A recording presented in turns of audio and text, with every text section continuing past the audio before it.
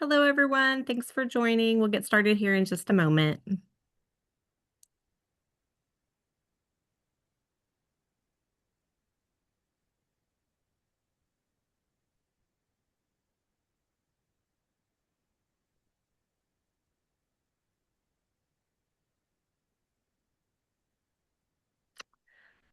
All right, well, we're at 6:30 on the dot, so I think we'll go ahead and get started. Thank you so much for joining us. Good evening. My name is Sarah Vivo. I am the director of the Indiana Cancer Consortium, which is a statewide network of organizations and individuals dedicated to decreasing the impact of cancer in Indiana. And thank you for joining us on our third webinar in this series of Healthy Futures. And today we are focusing on assessing your cancer risk. So, as you may know, there are many risk factors associated with cancer, including age and family history, and much more. And identifying your risk and following up with a healthcare professional can give you the information about your health to help you decide how you might want to move forward. So, today we're going to feature two speakers that are going to cover topics like genetic testing, as well as tips and tools from the American Cancer Society that will help you take those next steps. Now, as we move through the presentations, you will see that at the bottom we have a Q&A. You can please click on that, submit any questions that you might have. At the end of the two presentations, we'll go over those questions with our presenters. We do want this to be interactive, so please feel free to submit any questions that you might have. All right, and we are going to start with Jennifer Ivanovich. I'm going to stop sharing here so that you can take over, Jennifer. And Jennifer is coming to us from Indiana University and IU Health. She is a genetic counselor in the Department of Medical and Molecular Genetics. So thanks so much for being here, Jennifer, and we're excited to see what you have. Yeah, thank you for inviting me and for everyone to take the time to spend a little time during your family time to meet with us. And can you see my screen okay? Am I sharing correctly? Yes, that looks great. Okay, thank you. So I'm going to focus on really family-based cancer risk and talk about hereditary cancer risk, and we'll get into genetic testing as part of this. And let's see if it's going to advance for me. Yes, I have no financial disclosures. So we'll talk a little bit about cancer genetics and then some features, personal or family history features that are suggestive of a potential hereditary cancer risk, talk about genetic testing, and then give a couple examples.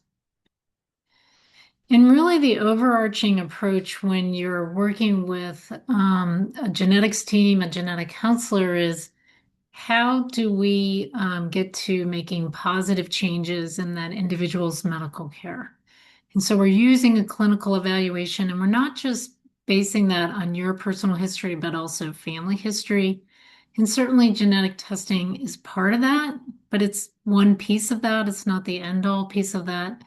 With again, hopefully making changes that are beneficial to that individual and members of their family. And again, it's certainly not a straight path and one where we still have a lot to learn. When we think about cancer, most cancer arises sporadically. So we have a cell, a normal cell, and over time, that cell could accumulate just within those cells mutations or changes in genes which disrupt the normal everyday function of those genes. And if there's enough mutations that occur, you have a normal cell eventually transitioning to a cancerous cell. And what makes cancer sometimes difficult to treat is that as those cells progress and accumulate different types of mutations, this set of cells, or what we call a clone, is different than perhaps this set of cells. And so, how do you attack all of these at one time effectively and with as few of side effects as possible? So again, most cancer, I would say, arises sporadically. This is just happening in a single cell. For families that have cancer running in the family, or what we call hereditary cancer, they have an inherited change that's found in every single cell of their body. And so this process from a normal cell to a cancer can occur much younger, and there's just a much more or a higher likelihood for that to happen.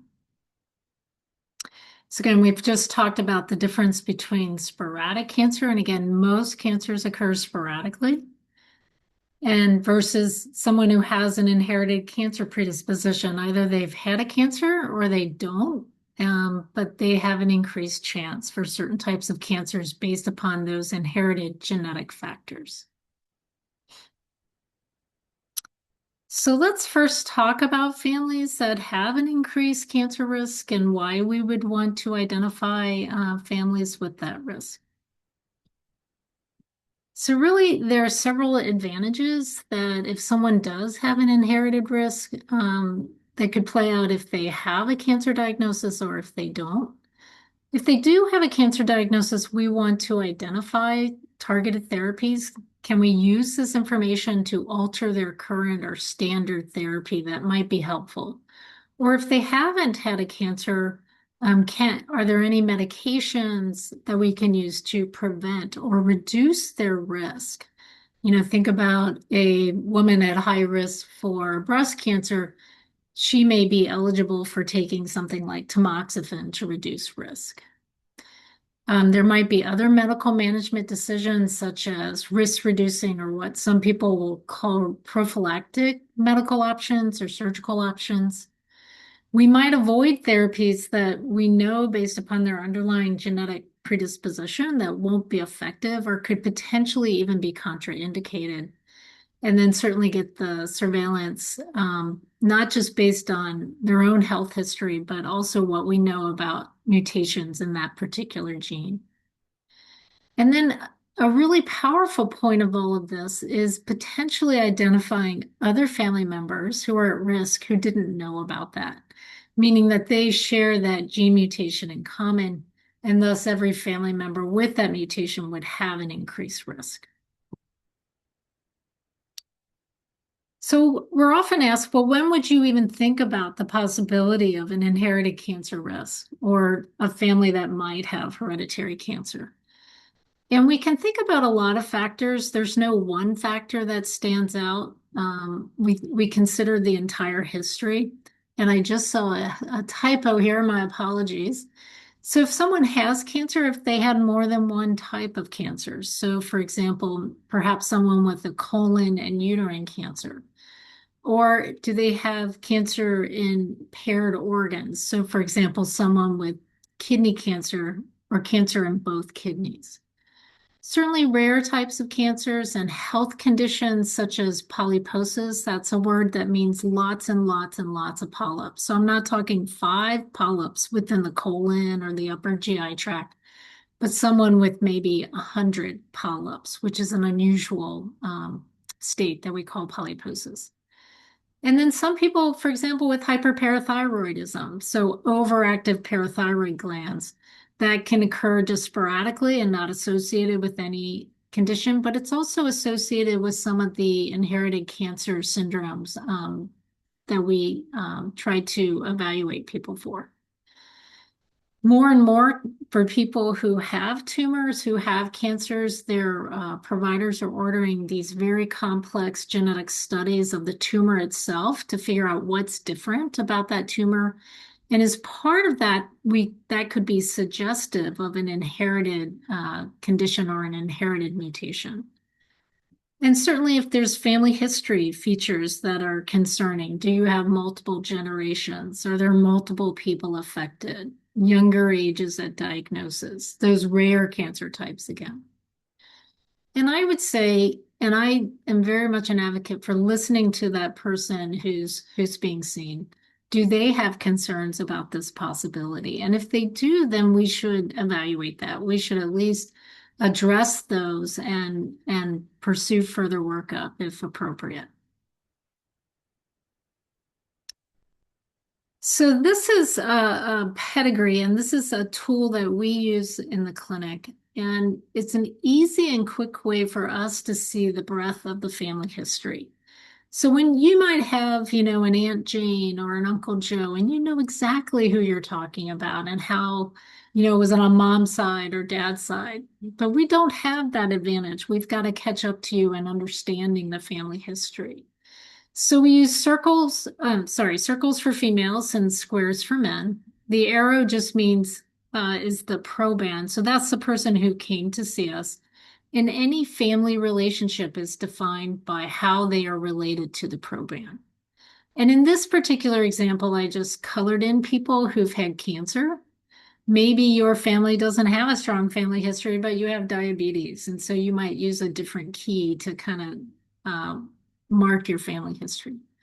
But you can see with this very simple tool that we use in clinic, there's a clear pattern of cancer running in this family. We have a 20-year-old man with a very early onset colon cancer. The average age of colon cancer is in the mid 60s. And then we have very young age of ovarian cancer and another colon cancer. So you see this pattern emerging in the family history. Here's a different example. One, I see a lot of children who have cancer. So here's a 4-year-old male who happens to have a sarcoma, a type of bone or muscle cancer. And again, you can see a different family history, but one that is quite striking. So we have, again, 3-generation history. And even though these tumors are different than what we see from the young man who has a sarcoma, they can all be linked due to a genetic change, meaning that these family members most likely share that same gene mutation in common. And this child has something we call a TP53 gene mutation. And we all have 2 copies of the TP53 gene. It serves a very critical multiple roles within the body. And when someone has a mutation in that gene, we would say that that person in that family has a condition called the Lee-Fraumeni syndrome. And that's named after Dr. Lee and Dr. Fraumeni. And in that particular condition, you can see a wide variety of cancer types. So there's a wide variety of cancer risk associated with that. And that's going to drive our screening recommendations. If we know there's multiple cancer types that can be seen, that will help to guide what screening is recommended throughout the lifespan. So here's the same child, but a very different family history. Virtually no family history at all. Those 2 children have exactly the same tumor and exactly the same diagnosis. And this is not uncommon in the pediatric setting where I might see someone who has a mutation. I might see a child, and there's really not much of a family history. That doesn't mean that one of the parents don't have that mutation. Just in this particular family, for example, let's say mom has the mutation.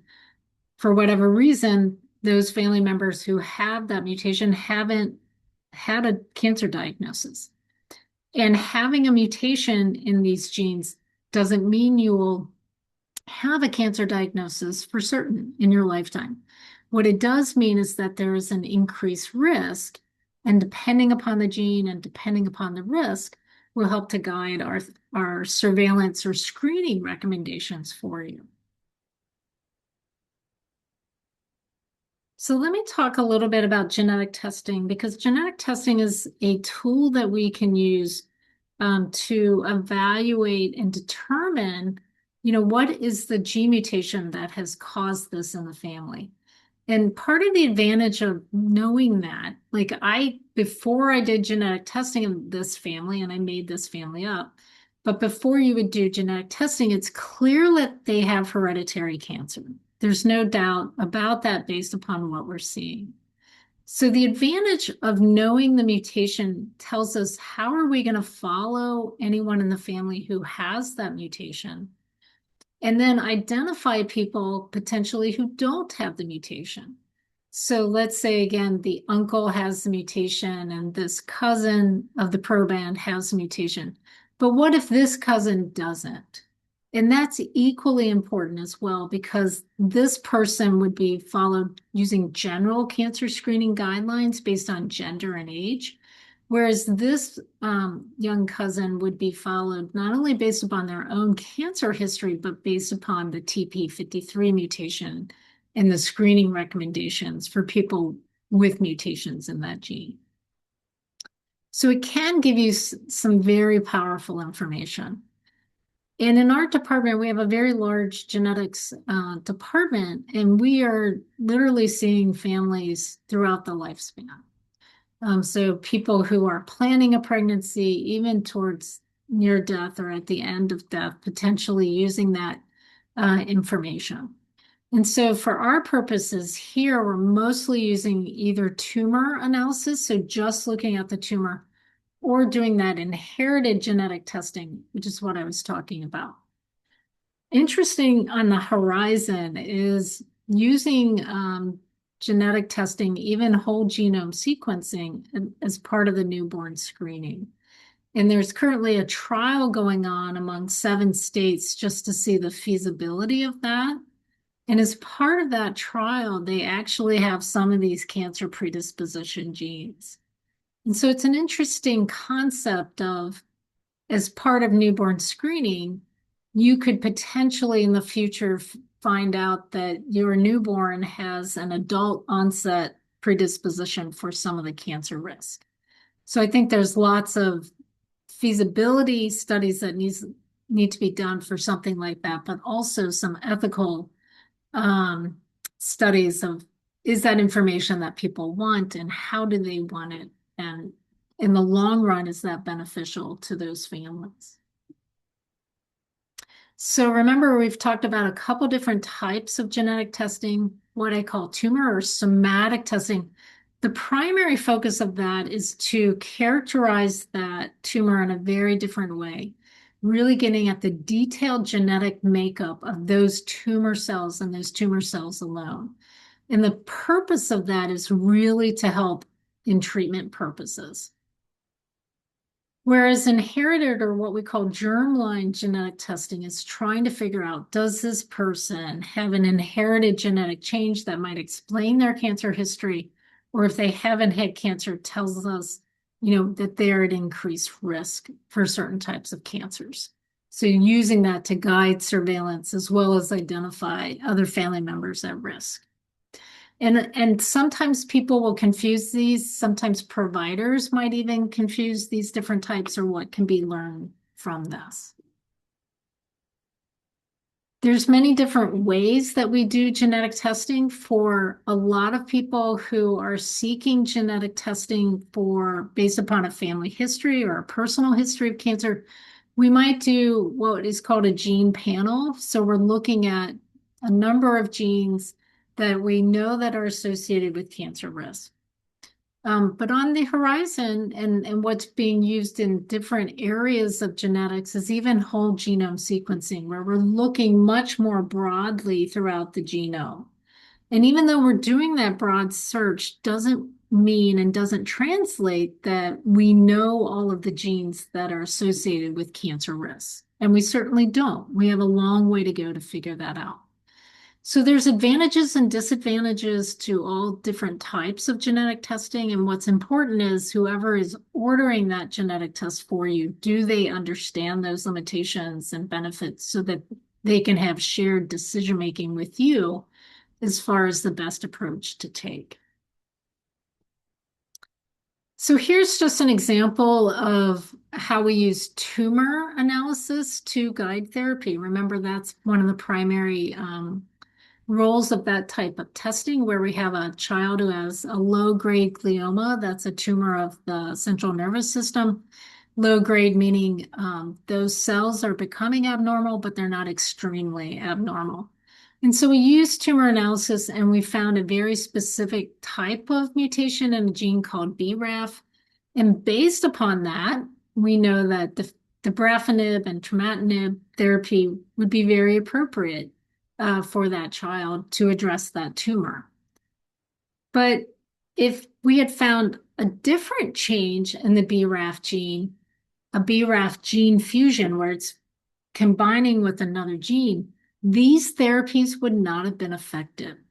And so fortunately, we have an effective therapy with dabrafenib, But this is the power of this type of tumor analysis, not even just identifying in a particular gene, but the specific changes within that gene can really matter.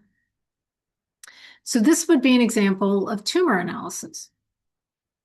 Now let's take inherited genetic testing. So let's say we have a 14-year-old who has what we call a pheochromocytoma.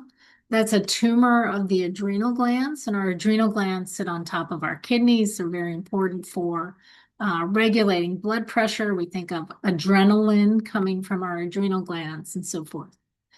And let's say he has inherited genetic testing and we find a mutation in this gene called VHL. And that happens to cause a condition called von Hippel-Lindau syndrome. So fortunately for this is one of those syndromes where we have a targeted therapy based upon inherited genetic changes with belzutifan. But it also gives us information about what should his screening be moving forward after he's treated for this pheochromocytoma. And then if we know that he has this mutation, the next question is, do one of his parents have that mutation, or is it new for that child? Okay.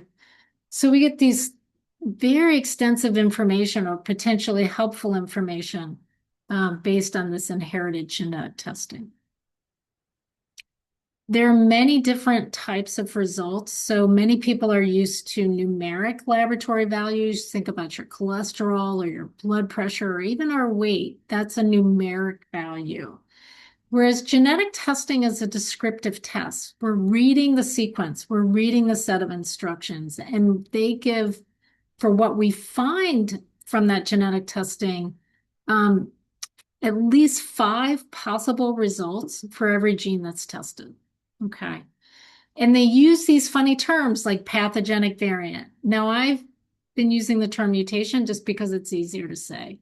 And they also use terms like likely benign and benign. And those are the official terms.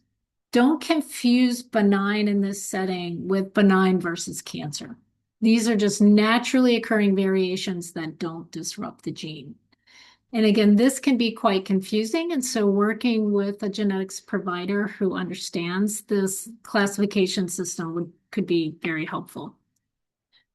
I don't want to go into the extensive nature of this, but really the point of this slide is to convey to you that how we interpret test results is also based upon what we know going in. Is there a known mutation in the family when we do testing, or has an affected family member been tested first? Because that information, those pieces of information are going to influence how we interpret really negative results in that setting. So again, working with a genetics provider to help interpret your genetic testing. So what I would encourage you, I think I'm over my time, so I'm trying to rush, I apologize, is really know your family history if you can, and not everyone can. Some people are adopted or they've lost contact with family members. But you can certainly document your own personal history, collecting medical records. If you have had a cancer, I encourage everyone to have their pathology reports. If you've had family members who died of cancer, do you have a copy of their death certificate? And does that state the type of cancer that they had? And then certainly asking if anybody has had genetic testing in the family and would they be willing to give you a copy of those results? You know, talking with your care team, if you have concerns about your family history, bringing that up and the more data that you have to bring them, the better they are able to assess your family-based risk. And I always encourage people, if you've had a cancer, to participate or at least consider participating in research studies related to that cancer. There are some cancers, whether it's tumor registries, especially for the rare cancer types. These registries are invaluable and furthering our understanding of those types of rare tumors. And here's just some resources, the National Society of Genetic Counselors. So certainly we have a very active genetic counseling number of genetic counselors in the state of Indiana, and also the surrounding states certainly the Indiana Cancer Consortium and the NCI, and then Kerry's going to talk a lot about great resources from the American Cancer Society.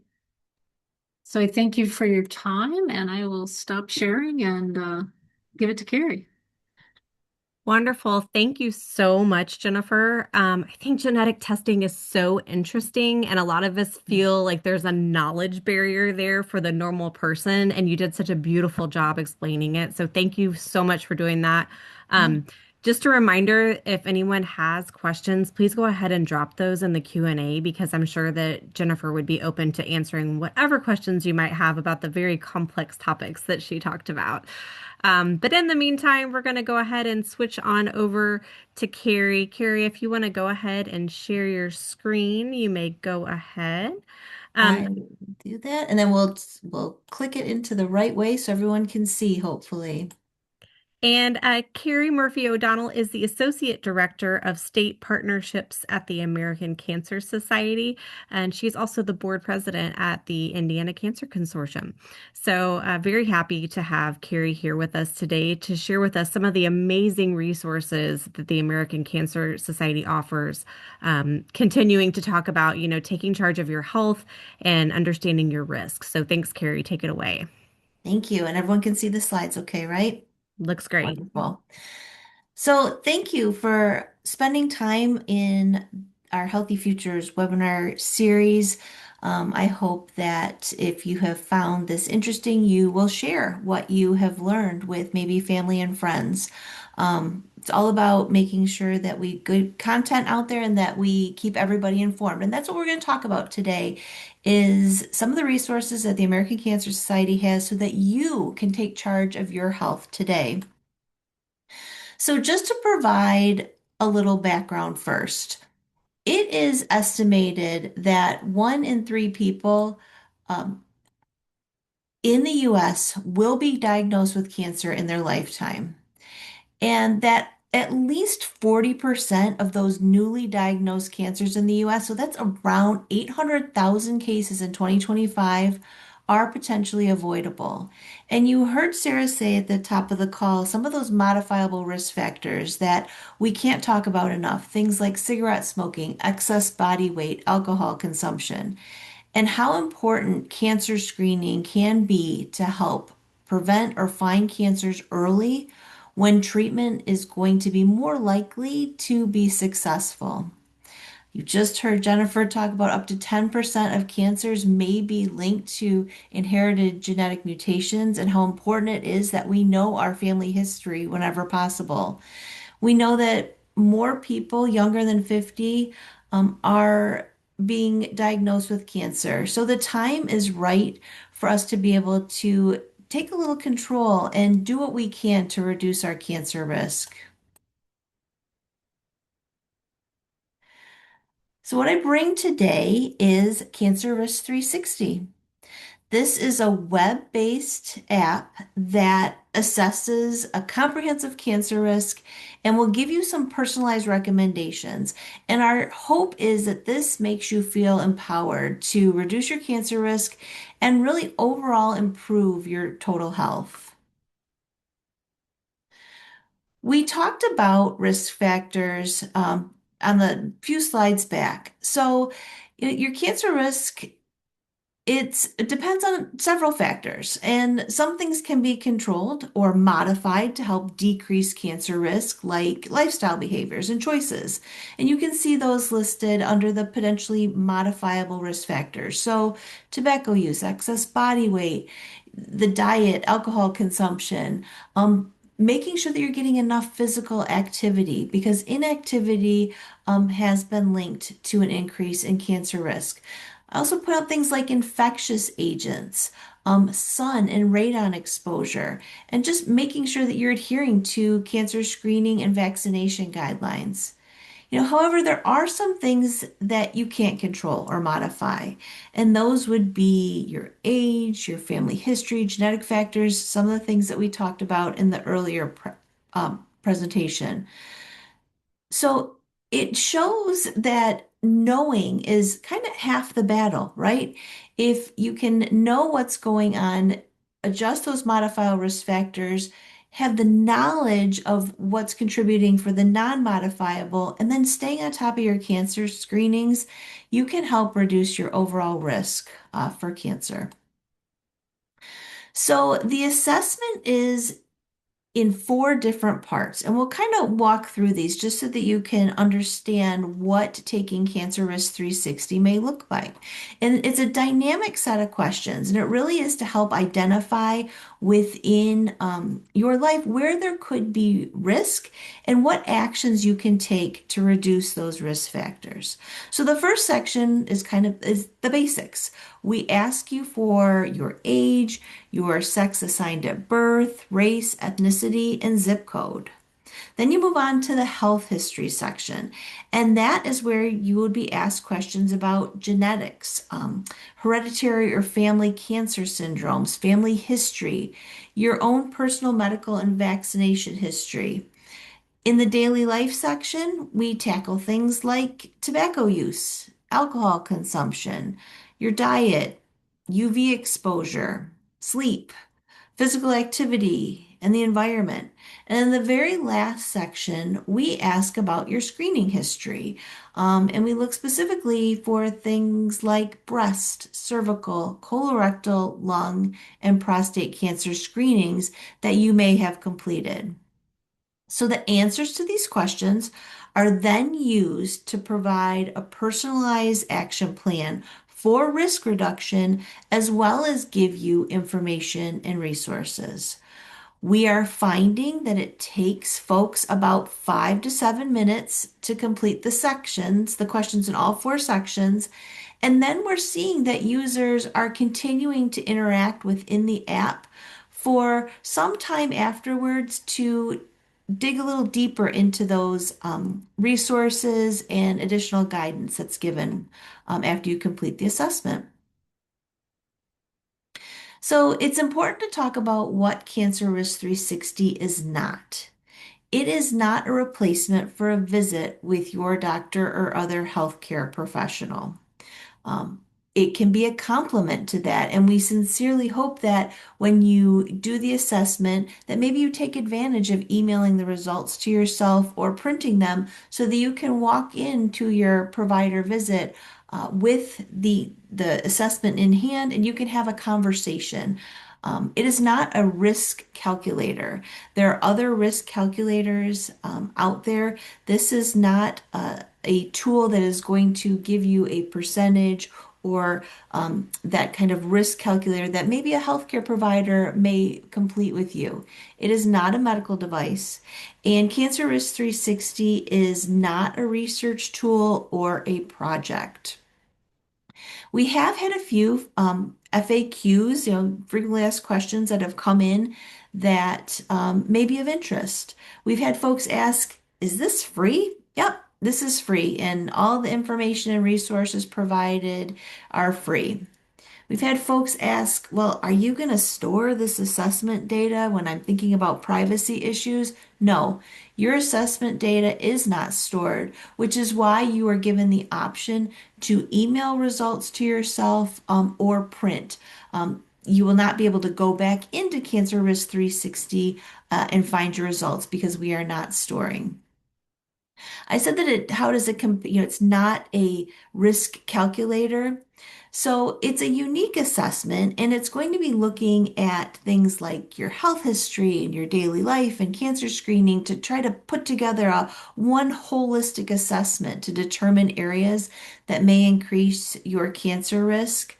But there are other assessments out there that will put out a numeric score that, again, a provider may complete with you. This just isn't that type of assessment. We've had people say, if I complete Cancer Risk 360, does that put me on the ACS mailing list? No, it does not. You will just receive your survey, a web page link, and we aren't keeping your contact information. There's no email that you put in, anything like that that we are going to store. This assessment is for 18 years or older. At this time, we don't have one for pediatric patients. And this does absolutely, as I mentioned, does not replace talking to a medical professional. And if you do have more questions, we can drop those in the Q&A and address those before our time is over today. But I wanted to show you a little bit about what it looks like, kind of that assessment, the look and the feel of it. It is optimized to be taken either on your laptop, a desktop, or a mobile device. There is a tap to listen feature. So if maybe it's easier to listen to the questions, we've got that built in for you. There's a dynamic assessment progress circle, so you'll know how much longer you have to take the assessment. And as I mentioned before, it's taking folks around 5 to 7 minutes. As mentioned, no cost to users, and we are not storing your data. You don't need to create a profile or a login or anything like that in order to complete this assessment to get your own personal recommendations. When you are in taking your assessment, you're going to see some different boxes that hopefully will be helpful. Each question has a tooltip, and that will be a why are we asking this that you can click into to explain just a little bit more about why we're asking this question. You're also going to see an information icon that can give an explanation or a definition that may help you in making your selection.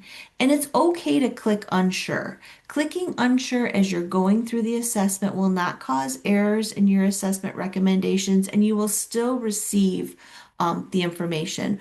Where it is important is we may make the recommendation to dig a little bit deeper, but it's okay to click you're unsure of a question. Again, at the end of completing it, you're going to get an action plan to reduce your cancer risk. And it comes in 3 sections filled with additional information. When you get your action plan, the very first thing at the top is going to be kind of the things we want to focus on first to reduce your risk. But you can click into those 3 sections and learn in your health history, where you can learn about potential risk identified from what you reported from your genetic, family history, and personal medical. In that second part, we've got daily life, where you can learn more about potential risk identified from daily life behaviors. It's important to note that this particular section, the daily life section, it will include the maps on the existence of radon and air quality based on the zip code that you used when you started the assessment. The third area that you can click into is screening, where as a user, you're going to learn more about the potential risk that's identified by you providing your individual screening history, including if and when it may be appropriate for you to be screened for certain cancers. This section also includes a map of cancer screening locations based on the zip code that you put in at the beginning of the assessment. And we'll click a little bit deeper into our screening tool so that you can find those locations even if you aren't particularly in the Cancer Risk 360 app. We're getting feedback. We love feedback because it's a gift. And what we're hearing is good, that it's quick, it's easy, and that folks are feeling empowered by having this knowledge to help them reduce their risk for cancer. Or I love this, knowledge is our best defense against cancer. It gives me the opportunity to evaluate my current health situation. In this next slide, we feature a story that came out of one of our sessions. So when we did a feedback session, it was reported that an individual who took the assessment said that she completed a few weeks ago and found out that she should be screened for lung cancer. She was a previous smoker and had never had a physician recommend the screening. She had scheduled it for next week. That's exactly what Cancer Risk 360 is intended to do, is be a complement to that physician recommendation to go in and talk to your provider about maybe recommendations that haven't been considered and sharing that full picture of your history so that we can find appropriate cancer screenings. So it's a simple tool, and I will leave our QR code up here just for a minute, but we'll also make sure that it's available to you afterwards. It's real easy. Cancer Risk 360 at cancer.org. I did put a QR code here. The test takes about 5 minutes. There's absolutely no prep or studying needed. You don't need to go dig and find anything. And then once you put your information in there, you will get a personalized action plan and you can take charge to improve your whole health. You can save the results, you can email them, print them, and take them with you to discuss with your provider what steps you can take. And we encourage you that after you've taken the Cancer Risk 360, encourage your friends and family to take the assessment too. So we're going to take a little turn into resources because we also want to make sure that you feel that you have a place to go, even if there's a family, a friend, or yourself that may be experiencing cancer. Cancer.org is the website for the American Cancer Society. And we have over 60 million annual users to this website. It really is the most trusted source for cancer information, mostly because our content is curated and maintained by oncology physicians and certified nurses. On cancer.org, you are able to find videos, quizzes, information about various cancer types, animations, and illustrations. Perhaps you don't understand maybe what a certain cancer type means or certain if they explained a test. You can dig into that on cancer.org and get a little bit more detail. The information on cancer.org is available in English and 13 other languages. There's over 5,000 pieces of downloadable patient education that you may use. We have lists and questions that you can take in to talk to your care team to hopefully help guide conversation. And we also provide tools and resources for medical professionals. So just as we come out and we talk to the general public, cancer.org is also a resource for your care team for them to find different resources about cancer, all the way from prevention, screening, treatment, and survivorship. Important on cancer.org is some links to our access to care programs. And I'm going to share two particular programs. We're going to look at them real quick on a slide, and then we're going to pivot so I can actually show you what they look like live. But first, let's talk about I'm going to say our gold standard for how we provide care to folks, and that is the National Cancer Information Center. This particular center is open 24 hours a day, 7 days a week. And it is available to answer your questions and to connect people with resources, events, um, if they're having trouble finding certain navigation tools. Really, there's a wealth of information you can get by talking to the Cancer Information Center. And it's not just talking. We also have the ability for folks to text if that works out better for them. We have over 1.4 million inquiries in English and Spanish each year, and we have the ability to support 200 other languages through the National Cancer Information Center. As I go out and I talk to folks and I hear about them using the NCIC is what we collectively call it. I hear that's who I call in the middle of the night when I'm worried, when there's a question, when I've maybe gone down a rabbit hole online, and I have some questions. I've called the NCIC, and that's exactly what they're there for. They're there to be that trusted source of information, and resources that is available whenever it is needed. So cancer.org and the NCIC are the two that I hope you'll always keep in the back of your mind, as where you can go for that connection to the American Cancer Society. So I mentioned a screening locator tool that's embedded in Cancer Risk 360. We're going to take a look at this live, but it's powered by, we call it I Love You Get Screened. It's a way to find a screening locator based upon your zip code. And the other tool we're going to look at live is our resource finder. So we're going to do a quick technology switch. We're going to end our slideshow and hopefully you are able to see I Love You Get Screened, the screening locator. Looks If you good. cannot, just give me a quick shout. So I'm going to put in, let's see, let's put in Indianapolis. Let's just see what comes up. If I want to look, I live in Indianapolis. I want to find a place to get screened. We've got the locations listed off to the side here, and the color coding will tell you which cancer screening type is available at that particular location. So pulling out Indiana University Health, we can see that they offer all of those locations.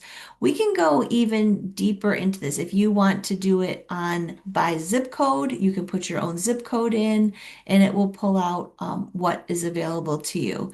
So I hope that you find this helpful and you can drill down based on how far away you live.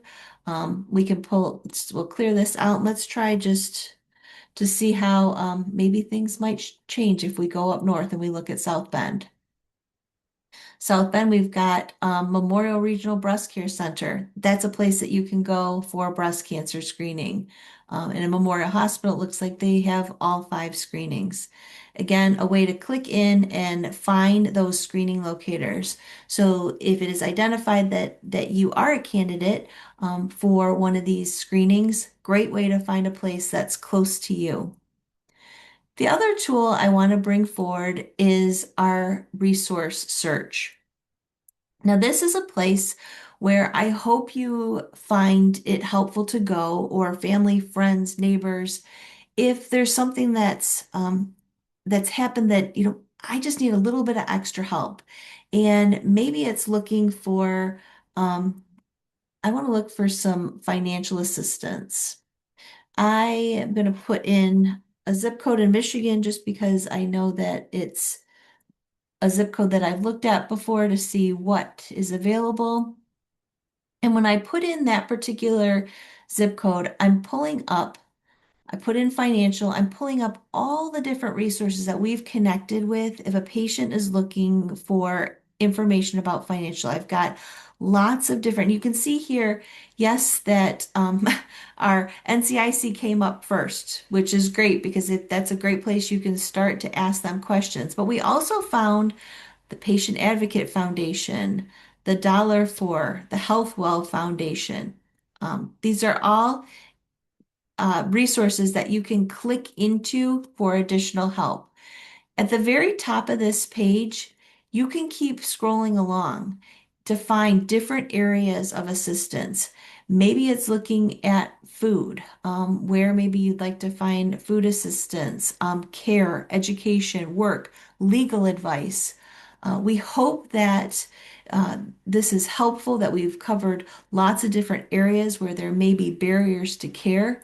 We are updating this resource when we are out talking to partners to make sure that we've got folks included. This is powered by a web company called Find Help. And Find Help is a very strong national partner to be able to gather resources from absolutely all across the country, but we do continue to add more to them. So I encourage this cancer screening locator and the resource tool, both available when you go to cancer.org, and we'll make sure that we have these links available to the participants of our webinar. So Sarah, I can take a pause and maybe we can ask some questions if anyone has any questions about Cancer Risk 360 or the ACS resources.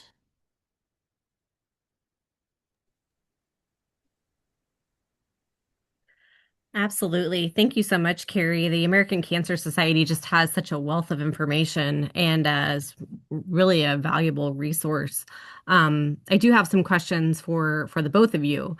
We talked about Cancer Risk 360, which is, kind of a survey-based tool. Jennifer, I know that it's a great thing to do to get that kind of initial. What is the thing that might make people say, I want to go a step further? I know you covered this a little bit, but what are those things that are popping up in your mind that might say, maybe genetic counseling might be the next step? I think really, if people have questions about it, we want to make sure to attend to those and address those questions. And the 360 is a great start, but there are limitations in any type of Mhm. family history. Even when I'm taking family history, there's limitations. And so um, I think knowing your family history as best as possible. And that, again, the more tools that you can bring us, the better we can do the assessment. So a lot of people will say, like, oh, they had cancer, but I don't know what type. Well, that's can be really important to know what type, because if it was perhaps a lung cancer who may have had for a person who had a very long-standing history, that's very different than a pancreas cancer in someone who's 42, something like that, So it's those kind of details really matter in that assessment. Sure, absolutely. Carrie, I love all of the resources that you brought up, but I wanted to just ask you more about the phone number. I know you kind of Mhm. glossed over that really quickly. What are people, so we've talked about Cancer 360, we've talked about genetic counseling, but what are they able to get from a phone call or from texting with the American Cancer Society? So they can get cancer information. So if they want to call and ask more questions about a specific cancer type, hey, I received a diagnosis. We have, trained people picking up the phone that can help link them to more information about their specific cancer type.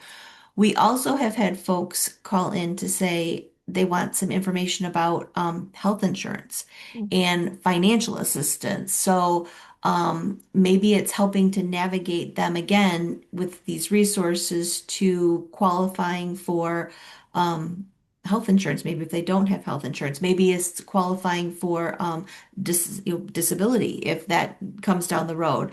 Um, there's also just emotional support too. If we have folks that are calling and um, you bring up the middle of the night one a lot because I think those are the ones that really ring true that it's maybe the busyness of the day has left and maybe you're a caregiver and everyone's gone to bed and now you're sitting thinking about how Mhm. am I going to take on the next day. That's what we're here for, to maybe just to talk through what are some of the challenges. Maybe it's to help break down information that was received in an appointment that was pretty complicated. And our provider networks that are out there do a fantastic job, but we know that some people still may walk away with some questions and need to have things explained in a different way.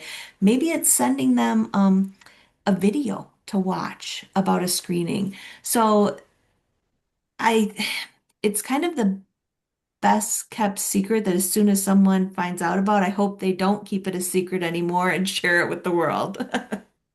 Yeah, absolutely. And anyone who's been diagnosed with cancer, as soon as you walk out of the office, you have 100 more questions that you didn't think of while you were sitting in there. So that's great. Back over to Jennifer. We did have a submitted question. And if you don't know how to answer this, that's okay. But the question was, what are you finding on risk factors for those with CHK2 mutation? Do you know about any of that right off the top of your head? I do know CDKN2A. I'm not sure about CDK. There's a CDH1 gene that causes lobular breast cancer and gastric cancer type of stomach. Oh, they may be talking about check Yes, two. yes. Okay, check two. Sorry. I sometimes become dyslexic when people are giving me numbers. So check two is a gene that has a very interesting history, was discovered, I think, in the late 90s or early 2000s. And if you read the older literature, interestingly enough, we thought that that was the next gene that causes Li-Fraumeni syndrome. And I bring that up because I have that example. And that has since been disproven. Hmm. And so the early studies also showed this connection of CHEK2 with a modest increased risk for breast cancer and colon cancer. And through further studies, the colon cancer risk has people have backed off of that. Okay, so a lot of like we used to do earlier screening based upon that. And if someone has a CHEK2 mutation and a family history and a close relative, like a first or second degree relative, then they would start earlier screening prior to 45 years of age.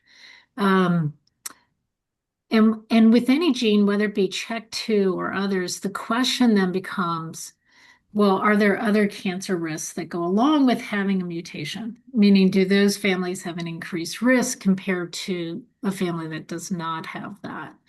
And so that's a question we always ask. And so people are looking at, for example, like thyroid and prostate cancer risk among families that have a CHEK2 mutation. And so what I always recommend to families who have a mutation is stay connected with that, whoever gave you that information, who's ever following you with that information, because it's hard for all of us to keep up.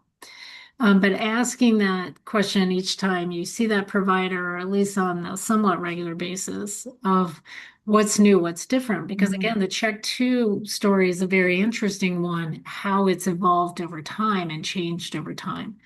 And there's even a very nice study that was published in a genetics journal back, I think, in 2023, that it's not even just a mutation in the CHEK2 gene, but the specific type of mutation in the CHEK2 gene. And there's something called a founder mutation in the CHEK2 gene, meaning it's existed for many, many generations. I think it was Hmm. one that we think came from Poland. And so a lot of the data are biased on families that have that because there's a lot of them, right? And so what people are now being able to distinguish and check to is, okay, there's the group that has the founder mutation, but there's certain other mutations, and do they have different levels of risk? Wow. So Yeah. so amazing. Like I literally could probably listen to you all day talk about all of the intricacies of all of this. Thank you for that and for answering that very specific question on the fly.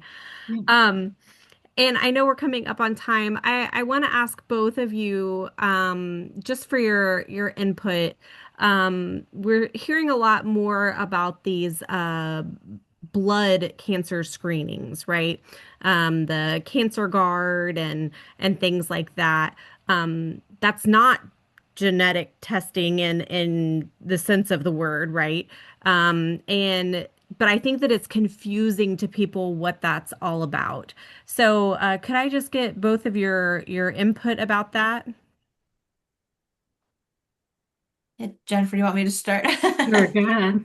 So and you guys are watching me. This is why I love cancer.org because I'm looking off to the side to see cancer.org has a specific web page about multi-cancer detection tests. And I think you'll find that we're giving some information and staying open-minded and waiting for more things to come out about it. But um, some of the questions that we put out there from the American Cancer Society is, what are these looking for? Can they tell for sure if someone has cancer? And the response is no, they can't tell you for sure if someone has cancer. Why are they being developed? And we know that that's for access. Are they FDA approved? And we do have some information about there. Um, but we have a page about what we still need to know because we think that there's still a lot we still need to know about these tests. We need to know, this is the position of the American Cancer Society, that we need to know how accurate they really are. We need to know who should be tested. We need to know how early you should be taking one of these tests to be able to detect cancer. Um, we need to know if implementing these multi-cancer detection tests does that translate into survivorship, right? Are we actually seeing that it's having an impact on the number of people moving into survivorship? And then what happens after someone gets a positive, right? Because they're getting a positive on a blood test. What does that look like? And how often should people get? So there's still, I think we think there's more questions than answer, But again, if folks are interested, I would encourage always just going to cancer.org, and you can go down a rabbit hole, but it will be a rabbit hole that's been curated by a medical oncology team and other health professionals to hopefully give you a good information. So it wasn't a great answer, but that's No. what. It's fine. And that's kind of the point though. The point is that this is something that's really new.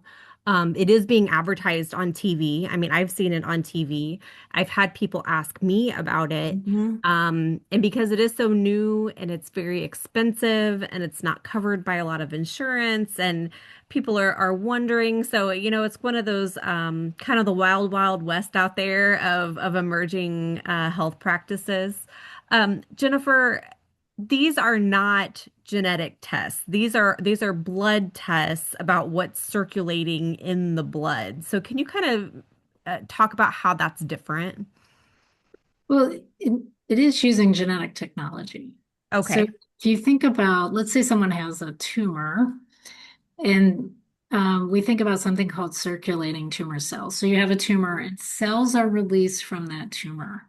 And in circulating tumor cells, you're trying to take a sample of blood, and then within that sample, because the genetic technology is so sensitive, even if you just have a few cells, cancer cells in that, you can test those and you're looking at the genetic signature of those cells. Hmm. And so the genetic signature of a pancreas cell looks different than a breast cancer cell. And so they are using that genetic technology different than the inherited genetic testing that I was focused on, and very different than, let's say, the check two question that came up. And I think everything that's been said is very accurate. And it's one of those things that we face where the technology is advances far more quickly than the clinical knowledge behind it. Mhm. And so, we've had a couple people, young people, who's, for example, primary care doctor ordered that for them. They paid $900 out of pocket and then asking us to interpret it. And it's like, why did you even do this? This is, what were you hoping to gain? Because again, it's a snapshot in time, right? So do you do this every year? Like, do you do it every 6 months? Nobody knows. And so I think it's very exciting for the possibility that it could pose as far as giving us a different way of detecting. But I also agree, and I think this has been the stance of many in the oncology discipline of we have a lot more studies to understand the benefits and limitations and how do we improve upon it so there are fewer limitations, fewer false positives, and so Mhm. forth. Thank you. And so I just want to focus back on that. It is just a snapshot in Mhm. time, whereas the hereditary testing that you were talking about, that's not something that you have to have repeatedly, correct? No, so if you have a mutation, like your genetic material isn't going to change over time. But we will revisit genetic testing. So let's say I saw someone 6 years ago, right? What we did 6 years ago is quite different than what we're doing today. So we may revisit genetic testing, maybe not necessarily of the genes that they had done, but the genes that have since been discovered that may be related to their personal or family history. So it's not a matter of your inherited genetic material changing. It's our knowledge and our technology that's changed that we might be able to give you an answer today that we couldn't 6 years ago. All right, perfect. Thank you both so much for your time here today. I learned so much just sitting here with you, and I really appreciate it. For those on the call, we will be posting these recordings so that they'll be available. If you found them useful, you'll be able to revisit them or also pass them along to those in your life. This concludes our 3-day series around healthy futures and cancer prevention, screening, and knowing about your risks. So, thank you so much for joining us. And again, thank you to our presenters for this very informative hour. And everybody have a wonderful evening. Thank you. Thank you.